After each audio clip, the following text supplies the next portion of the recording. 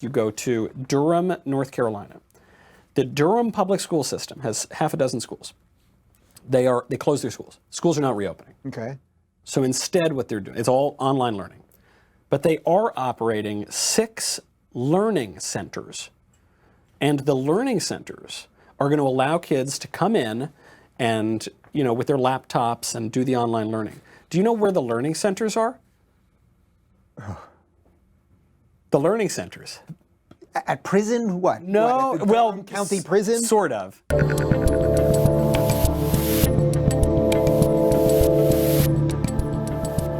We're in a reality war. I think that's what, we call it the culture war, but I think it's starting to become the reality war. That seems to me where we're at. And the issue that you have, I don't know if the first one of these happened before you went off the grid, but you had an image of an MSNBC reporter standing in front of a burning... Oh, Ali Velshi. Yes. Yeah. Ali Velshi standing in front of the thing. There's nothing to see here. It's mostly peaceful.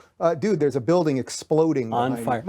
We got another one on CNN about a week ago. We got another. It was the same thing. It was like you could have just swapped the reporters. It was the exact same thing, same story. But do you see why they can't stop?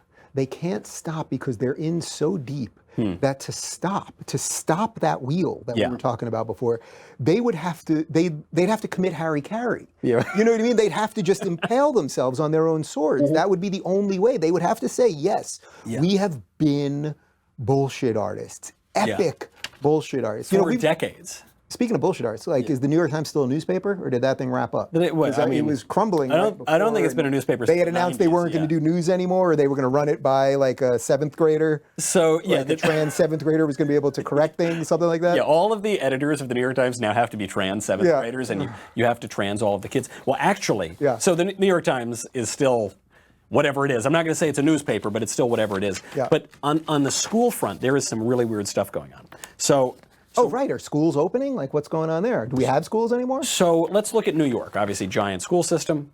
I come from the New York public education system. As do I. As do you. As a matter of fact, that's right. So New York has no plan to reopen restaurants. No plan. They said maybe June of next year. They just don't know. They're just shooting from the hip. However, schools are going to be back in session. It was just today. It was delayed. So now they're going to push it. It was supposed to already start. But wait, so schools are not starting in New York next? Well, I guess it would be today. It would be right? today, and they have delayed it, but they did, and they got a lot of flack for saying the schools have to reopen. And no one understood why are the schools. It made perfect sense to me. You still want to indoctrinate the kids. You've still got a place to warehouse the kids. Got to push the indoctrination at all costs. Yeah. It got so weird that outside of New York, you go to Durham, North Carolina. The Durham public school system has half a dozen schools. They close their schools. Schools are not reopening. Okay. So instead what they're doing, it's all online learning. But they are operating 6 learning centers. And the learning centers are going to allow kids to come in and, with their laptops and do the online learning. Do you know where the learning centers are? The learning centers. At prison? What? No, at the Durham County Prison? Sort of. The learning centers are in the schools, which are closed. No, but it gets better, Dave. It gets better. Wait. Yeah, I know, it's hard. Because I'm just getting back on the grid, so maybe my English isn't so great. What you're telling me is Durham has closed the schools.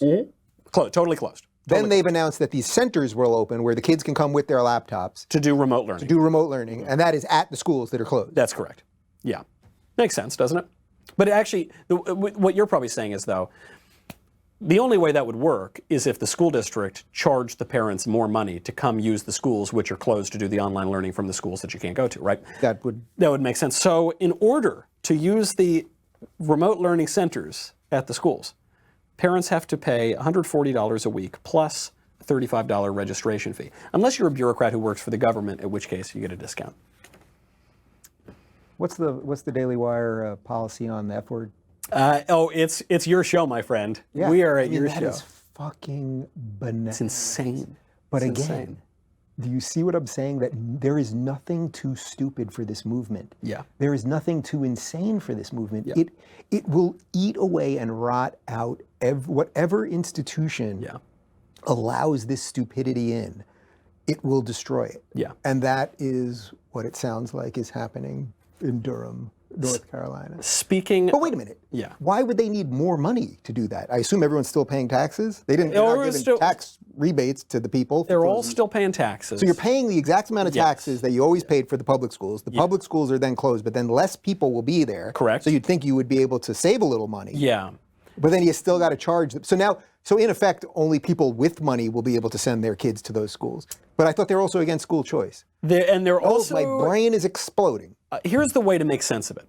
Has a government agency ever said, give me less money? Yeah. Has that ever happened No, in the that's never history of humanity? No, they run literally. I mean, people don't believe this, but most government agencies run on a thing where they have to hit their budget. Otherwise, their budget gets cut. Nobody could run a business like that. I can't run my business like that, where I'm like, I have to spend every freaking cent that I have. Yeah. Otherwise, I'm not going to magically get, well, because I'm not given money, I have to earn money. Yeah.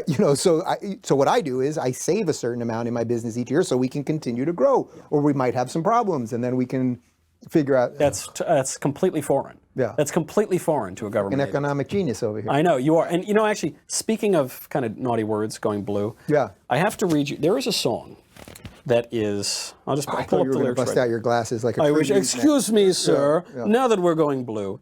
So there's a new song that's taken over the world. And when I say taken over the world, I mean like this is the story.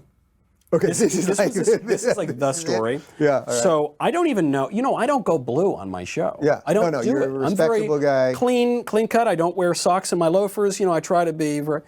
I can't say the name of this song without going blue. Would it be better? And you're hosting right now, so I want you to do what you think is right. Would it be better if I just read it straight up? I would feel much better if you. So the song is called WAP.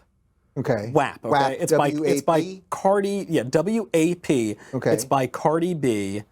And this song, I mean, this is like the anthem, the feminist anthem. Right. And Cardi B, I'm not totally sure who she is, but I know she was like fighting with people right before I went. Yes, she supported Bernie Sanders. She's been pretty outspoken. She's got long nails, I think. I think that's racist for you to say that, but yes, she does have long nails.